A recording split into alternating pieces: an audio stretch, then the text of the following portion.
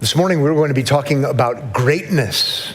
And if my sermons came from bestsellers, I would tell you we're going to look at 8 keys to greatness, how to unlock your hidden potential.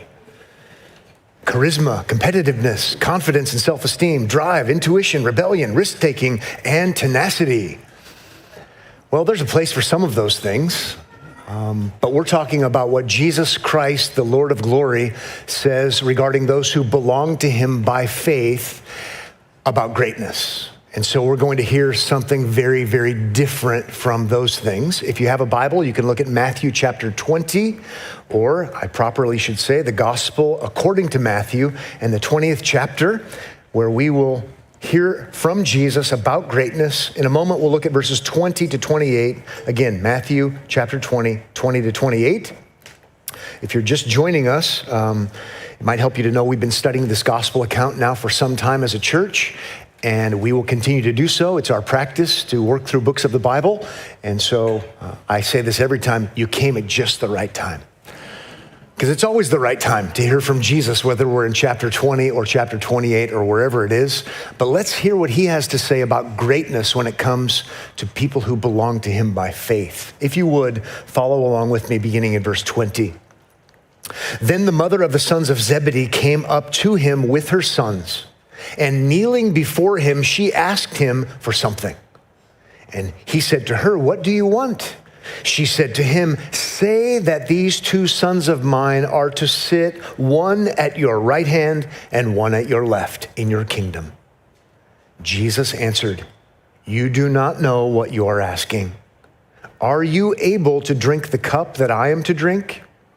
They said to him, "We are able." He said to them, "You will drink my cup. But to sit at my right hand and at my left is not mine to grant, but it is for those for whom it has been prepared by my Father." And when the 10 heard it, they were indignant at the 2 brothers. But Jesus called them to him and said, "You know that the rulers of the Gentiles lord it over them, and their great ones exercise authority over them. It shall not be so among you. But whoever would be great among you must be your servant, and whoever would be first among you must be your slave, even as the Son of Man came not to be served, but to serve and to give his life as a ransom for many."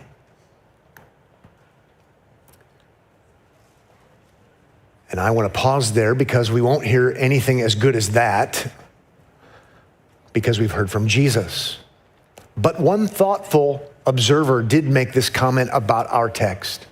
They said this is the most radical social teaching of Jesus, and it was a total reversal to the contemporary notion of greatness. It's a pretty good observation. It's not what they would have thought. Jesus himself even says this is not the way ungodly people do it. It's not the way we think either when we think of greatness. And so that's why I opened with what in comparison is ridiculous from that best-selling book. But I can't help myself. I do want to have 8 points and follow the example of that book, just because I have a bad attitude. I don't know what. A little sarcasm goes a long way sometimes. So what we're going to do is not look at 8 keys to greatness from this passage. We're going to look at 8 biblical lessons about the dangers of self-exaltation. So let's flip it, if you will, and draw some principles from this regarding the dangers of self-exaltation, learning from Jesus.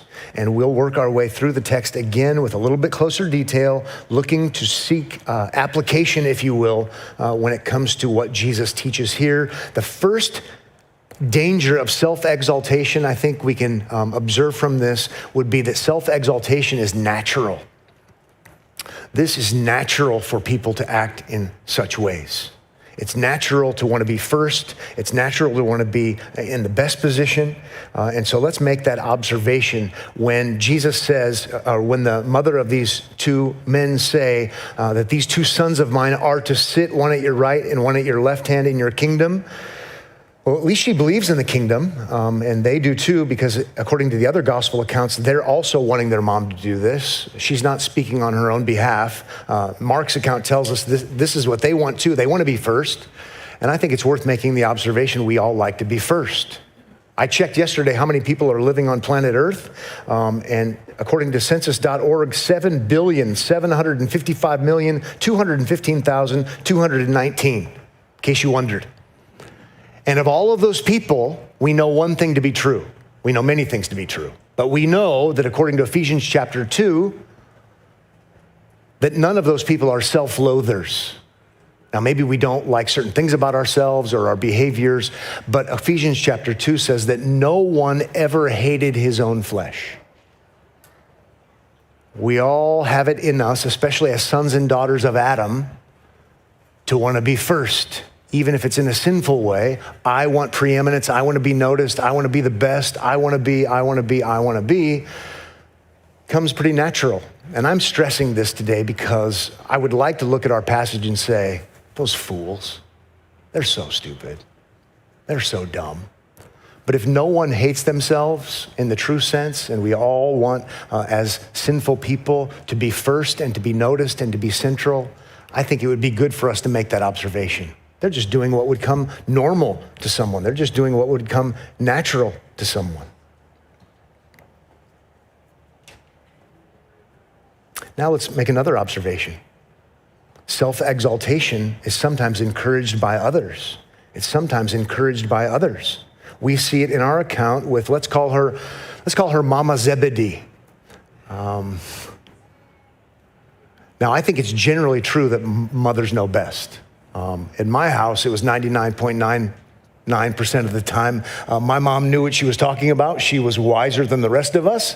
And so I'm prone to take people who are older than I am, who've had more life experiences than I've had, and to take their advice. They're giving good counsel.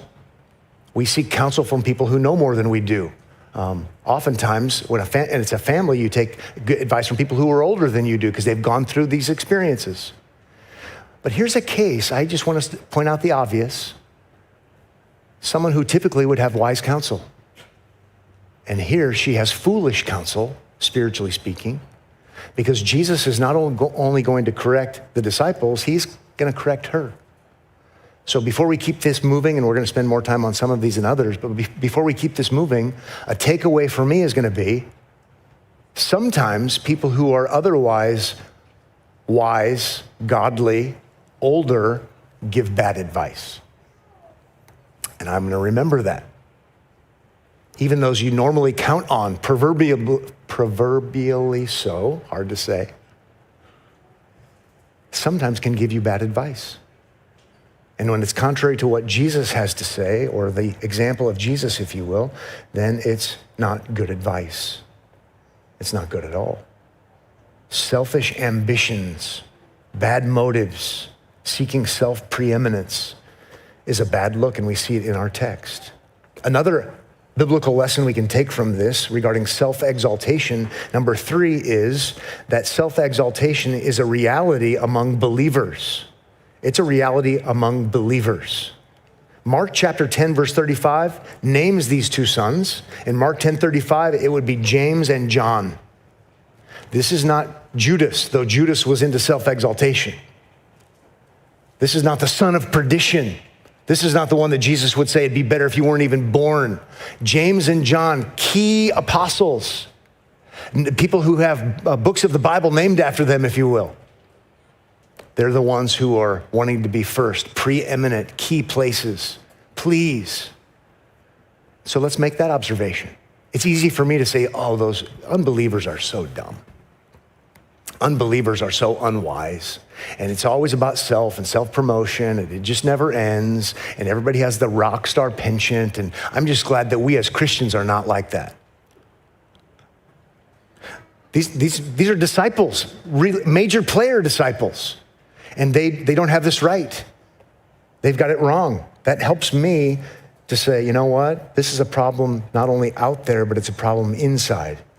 Jesus is going to critique the outsiders, but he's going to say, you who belong to me and who are citizens of my kingdom, that's not how you learn leadership. That's not how you want to be. We're going to do it exactly opposite of those guys. One of my favorite people as a bad example, sounds kind of crazy, regarding what Jesus is teaching here in self-love and self-promotion and preeminence would be the person we learn about in 3 John. 3 John verse 9, Diotrephes. If you're looking to have a baby, congratulations. Or maybe be a grandparent, congratulations. If you're looking up Bible names to name them after, this is the second worst one. Okay, I can think of a worse one, and I named the worst one not too many weeks ago, and somebody told me afterward, oh, we have a relative named Judas. I thought, sorry, not sorry. Okay. Strange things happen. But Diotrephes, it says in 3 John verse 9, who loves to be first among them.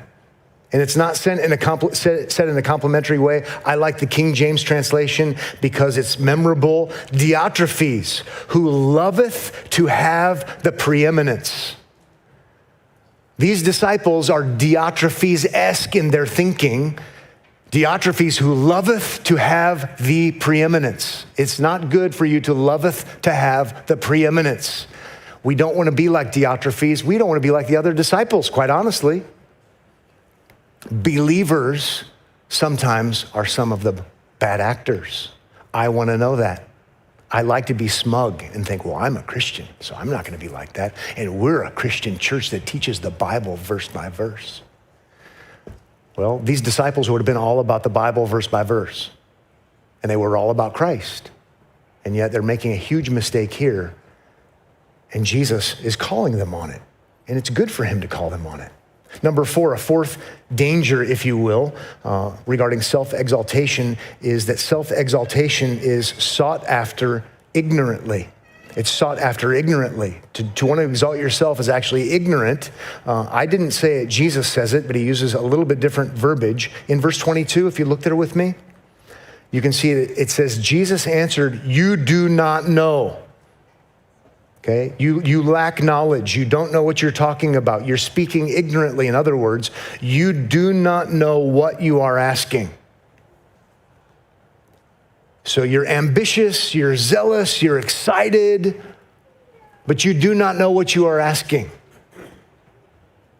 You do not know what you are asking. It is ignorant to have such ambitions as this from this mother and her children. Then in verse 22, it says, are you able to drink the cup that I am to drink?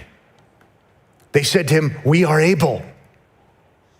And the cup, we would know if we know much about the Bible at all. If you do, awesome. If you don't, let me help you. The cup, he doesn't mean a literal cup.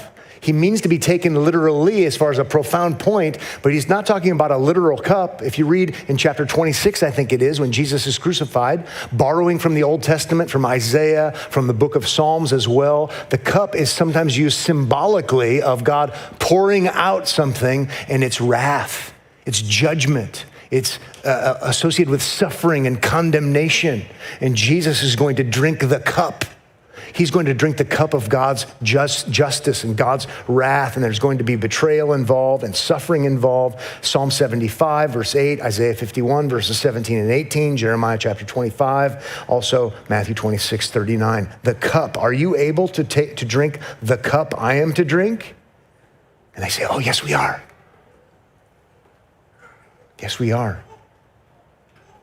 And then Jesus goes on to say, well you are, but it's different, right? Jesus is going to drink the cup of God's wrath as a substitute. We're going to see at the end of our passage in a little while. He does it uniquely as the ultimate substitute. He's saving his people from their sins. He's uniquely going to drink the cup, but he is going to allude to the fact, and he's going to mention, they too are going to suffer because they're associated with him.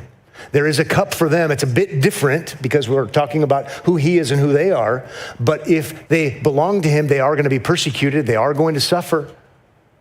James is going to be martyred according to the book of Acts chapter 12. John is going to be exiled to the island of Patmos according to Revelation chapter 1, verse 9. And so Jesus does say in verse 23, you will drink my cup. There will be suffering, there will be persecution, though it's different. It's not atoning as his is, but there will be trouble. Then verse 23 says, but to sit at my right hand and at my left is not mine to grant, but it is for those for whom it has been prepared by my Father, which is fascinating. He's not saying that there won't be people at his right and at his left, but he's saying that's already been determined. I just want to remind you that some things are already determined. I don't know why Christians have such a problem with that, but we have it on good authority. Some things are determined, and when things are determined, they're not going to be undetermined. Just remember. It's fascinating, might be unsettling. Now, this is probably a good place for us to make the observation that they're not acting in utter unbelief. They're doing the wrong thing, but they're not acting in utter unbelief. Because in chapter 19, Jesus said, "You will be with me in my kingdom, ruling and reigning with me." So I like to point out chapter 19, verse 28. Jesus said to them, "Truly I say to you, in the new world, when the Son of Man will sit on his glorious throne, you who have followed me will also sit on 12 thrones, judging the 12 tribes of Israel." And so in one sense, I want to give them a break and say they're eager, they're excited, they're believers. They're believing that they'll be there with him, but they're confused about what that looks like and the influence that it has in the here and now. But it's not utter unbelief, it's just immature, room for growth, needing correction, and so he is correcting them. Since we did look at that verse 2, as a related important matter, let me point out the obvious with a point. The obvious is what you've been hearing from me today, if you've been listening, thank you to those of you who have, is me taking instruction from Jesus and seeking to apply it to us. Okay? Jesus is giving instruction. Jesus is correcting. Jesus is saying, that's wrong, and here's what's right, and he's going to keep doing that. And so in so many ways, we're looking at these eight ways not to act, okay, is what we're doing. But let's make sure that we understand this in its context. These are not 8 ways to avoid. Don't be a self-promoter, because Jesus says don't be a self-promoter. Let's not take that and divorce it from or separate it from what he says in chapter 19, because I just read it, I thought of it. They're going to be in his kingdom. They belong to him. It's not, and if you avoid being selfish enough, and if you're humble enough, you too can earn entrance into his kingdom. Don't mishear what I'm saying. They're going to be there, but they should act a certain way as those who are going to be there. So there's a huge difference. If you're hearing me preach law today, I'm preaching law. I'm preaching principles, right? Don't be self-centered. Don't be self-promoting. Follow Jesus' example. We're going to get to that. Instructions. Do these things. But it doesn't come so that you gain eternal life by being really good at doing these things. They're already going to be in the kingdom. He's already promised that in chapter 19. So I'm just trying to be clear on what the gospel is. He's providing atonement. We'll see in our very text in just a little while, he will do what he does for them. Back to chapter 1, verse 21, which I do all the time. He is named Jesus because he will save his people from their sins. So please, please, please, please don't misunderstand. We're not saying as long as you're good at these 8, you too can earn your way to heaven. No, Christ earns everyone's way to heaven who's going to be there. It's his work. But Christians aren't called to lawlessness. Christians aren't called to, I'm saved by grace alone, through faith alone, in Christ alone, which is all true. It's absolutely true. And now we just live however we want to live. It doesn't matter. Let's fight for preeminence. Be ungodly, just like unbelievers. No, Christians are supposed to live a certain way. So I wanted to not avoid pointing out the obvious and point out the obvious so we didn't misunderstand. Okay, number 5, 6, 7, and 8, and we will go quickly. The 5th biblical lesson we can take away from this regarding self-exaltation, and that's that it is divisive. It is not unifying, it is divisive. We see it right here in our passage in verse 24. And when the 10, that would be the other 10 disciples, heard it, they were indignant at the 2 brothers. Right? This doesn't lead to good things happening. This leads to bad things happening. And we don't know exactly what's going on here. Maybe we didn't even know we were talking. We didn't even know we were voting about this yet.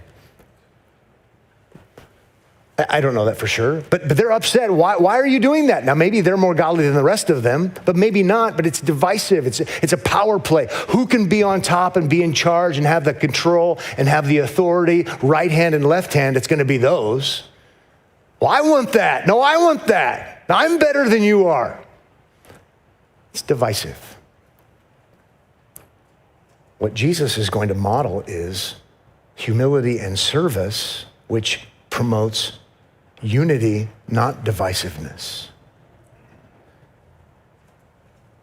James chapter 4 tells us that quarrels are caused by, wouldn't you want to know that?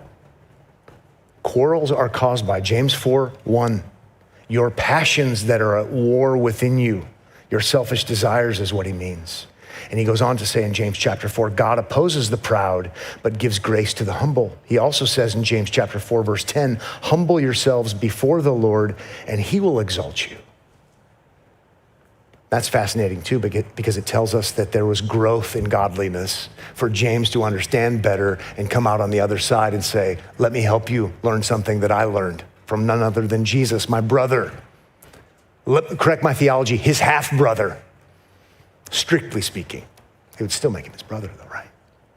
Number 6, a sixth point of application here from this, self-exaltation is characteristic of the godless. It's characteristic of the godless. We see it happen here with those who belong to Christ, but it's not supposed to, but it actually fits with those who don't know God through Christ. How about verse 25, if you look there? But Jesus called them to him and said, you know, this is common knowledge. You don't need a Bible to figure this out. You can observe it yourself. You know that the rulers of the Gentiles, unbelievers in other words, lord it over them, and their great ones exercise authority over them. You know how leadership works. You yourselves know, unbelievers know, they understand how this works in our culture, society. And then 26 says, it shall not be so among you.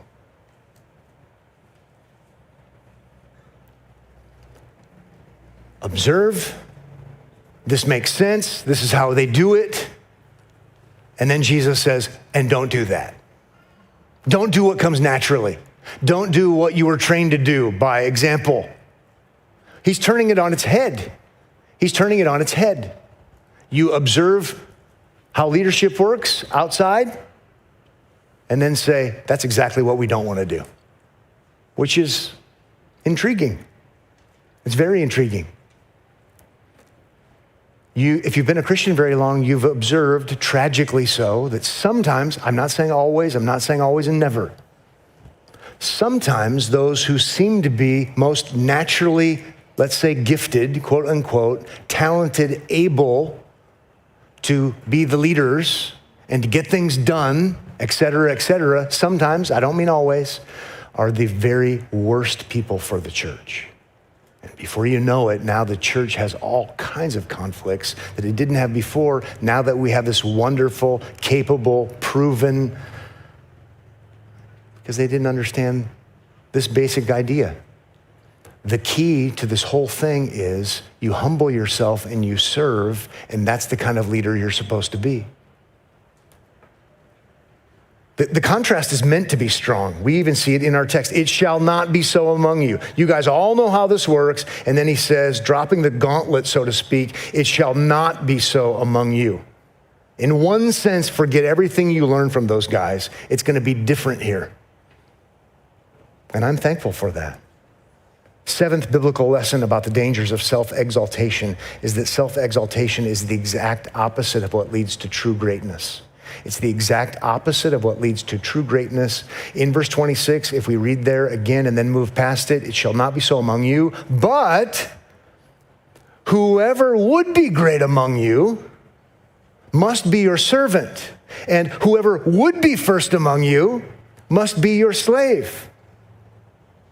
So greatness, according to Jesus, is not based upon self-promotion and seeking self-exaltation. Greatness, according to Jesus, is based upon what? Service. acting like you actually aren't great, because who serves the people who aren't great? And so you're acting like you're a servant, which is really interesting because they're the ones who belong in the kingdom, chapter 19, and will rule and reign with Christ. In one sense, you have to say because of the merits of Christ, they are great. And certainly Christ is great, and yet he's the great servant. And so you want to talk about greatness, the great ones, if they're Christ-like, are going to be the ones who are great servants. It's very fascinating what he's doing. Very counterintuitive what he's doing. For sure, that's happening. I would remind you that minister means servant. So even let's think about a different culture. Sometimes the ministers, even in the government, they're not the servants. They're the power brokers. They want to be in the ministry of you fill in the blank. To have more authority, more power, boss more people around, fascinatingly enough. Minister means servant. In Ephesians 4, all Christians are called to serve, and therefore all Christians in that sense are ministers. Sadly, again, in the church, sometimes the minister, if we use that verbiage, is the one who it's all about self-promotion and all about self-exaltation. It's contrary to how things actually should be. Should be the greatest servant. I've had occasion sometimes to see some of you at restaurants and you're with a friend, let's say, and hasn't happened with too many of you, probably no one who's here right now. But I've had occasion where someone's introduced me, we're eating at the same place or whatever, and they'll say, oh, this is Pat, he's my servant. No, they don't say that. But they're saying that when they say, oh, this is Pat, he's my minister. And I know what they mean, and it's all fine and good, and I have an inner smirk. But they are saying, oh, this is Pat, I'd like you to introduce you to my servant. And it's true, though. It's true. But you're called to serve me, and I'm called to serve you. It's pretty fascinating to think about. Great people don't serve others. Great people are served by others, generally speaking.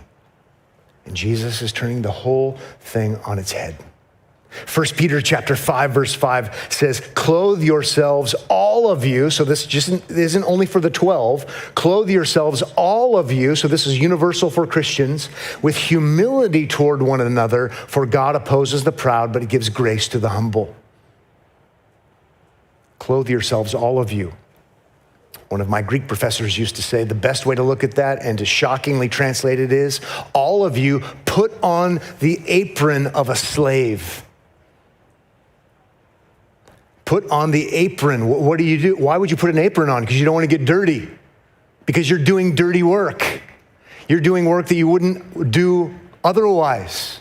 And you're going to do the work that other people don't want to do if you're a servant. It's maybe a troubling image until we think about Jesus as the suffering servant, the one who ultimately puts on the apron of a slave to save his people from their sins. And oh, I'm a Christian. I'm a Christian. Different demeanor, different stance, if you will. And we do see it in verse 28. Even as the Son of Man came. I'm thankful that the translation I'm preaching from today the translators chose to capitalize Son of Man. In the Greek text, you can't tell whether you should capitalize it or not.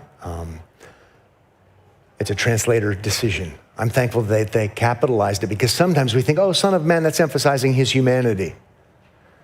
It might be in some cases, but you need to know Son of Man, the Son of Man is a label, it's a title, it's a technical title for the Messiah who would rule and reign forever.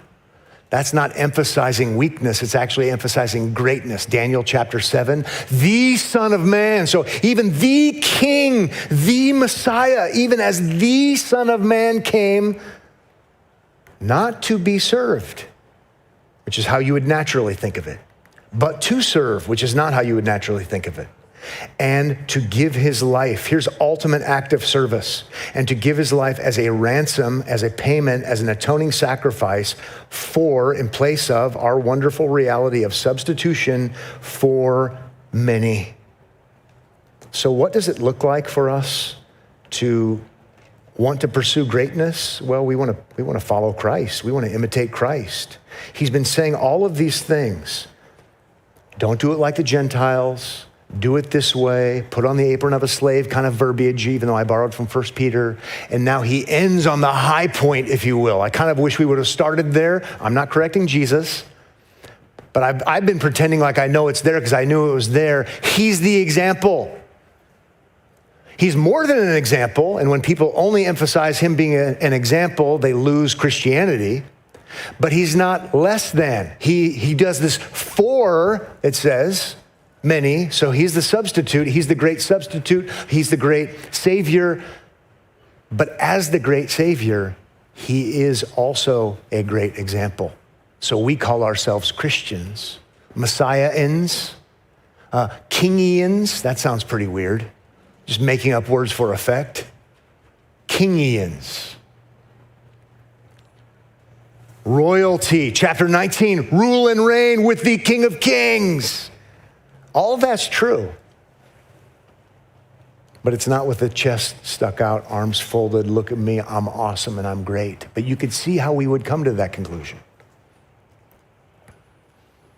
But counterintuitively, it doesn't work that way. You belong to the King. You're a part of his coming kingdom, a present reality, though it hasn't happened yet. Servant, because even the Son of Man did that very thing. Even the Messiah did that very thing. Christians of all people shouldn't be the prideful, arrogant boast. Look at me, I'm so good, I'm so powerful, and I need to get my way people. And sickeningly enough, sometimes that's the very people that we are. Just shouldn't be that way. Okay, finally, let's end with this. An eighth biblical lesson from our text regarding self-exaltation and its woes would be, number 8, self-exaltation is anti-Christ.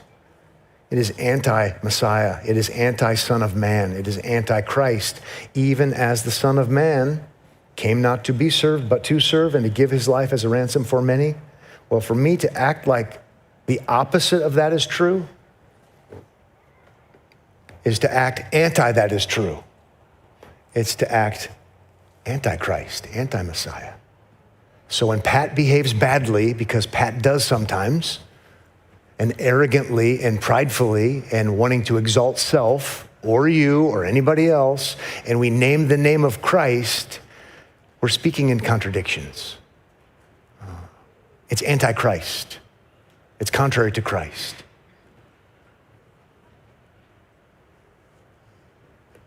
Someone said this, if we trust in his death, we are to imitate his sacrifice. And that would definitely be true. For salvation, absolutely, positively not.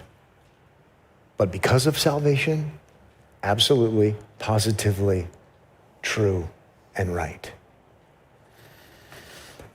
So you can leave today, as one of my friends would say. Sometimes one of my friends says when he hears a bad sermon with no gospel in it, I say, how was the sermon? He says, the law is good. Because the law is good. Today's sermon has been very law heavy.